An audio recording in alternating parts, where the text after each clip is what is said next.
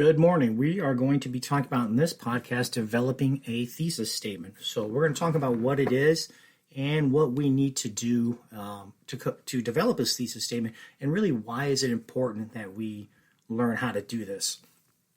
So first of all, let's talk about why it is important. I've spoken to a number of my students who have a lot of anxiety and have a lot of doubt, I guess you would say, about how good of a writer they are or they can be. Well, honestly, if you're going to advance in your job, if you're going to get any better or get promoted, you really need to become a stronger writer. Of course, it helps to know your job, helps to interact well with customers or your clients or whatever it may be, but you need those good writing skills. You need to know how to write a professional memo, email, a letter, a report, give a briefing, all of that. It's also important because this is part of the RLA section. So we're going to be writing those 4 essays. So remember, you don't know the subject ahead of time, so you're going to need to know how to do this. Plus, you're going to be doing different quizzes, tests, writing assignments. So developing a strong thesis statement absolutely goes into that. So GED Prep Plus book, 2018 is what I'm using. I'm going to be on page 150. 3 ideas. So a thesis statement makes a claim and indicates that the passage will support the claim with specific and relevant information. So you state your thesis, you develop your thesis statement, which really is your central argument. And this differs from an opinion because it makes a claim that you will defend with evidence. So you want specific and relevant evidence. So whatever that central argument is, you want that evidence to point back and support that.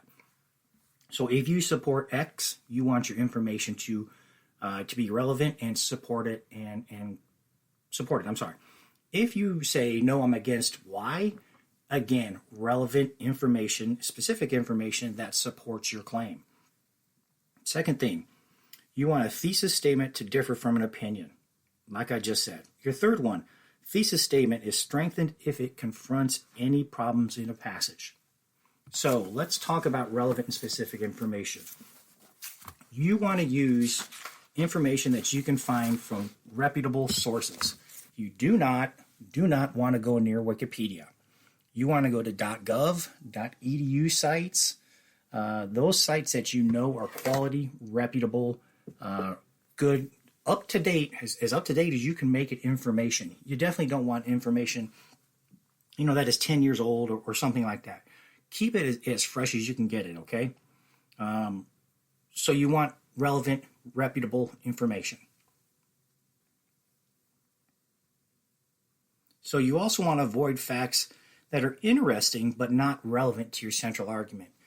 Again, remember, when you're writing, this makes all the sense in the world to you because it's coming out of your head. But when someone who doesn't know your topic, or is trying to understand what you're writing about, trying to get your idea, you want this to make perfect sense to them, okay? So you have to be clear and concise with relevant and specific information.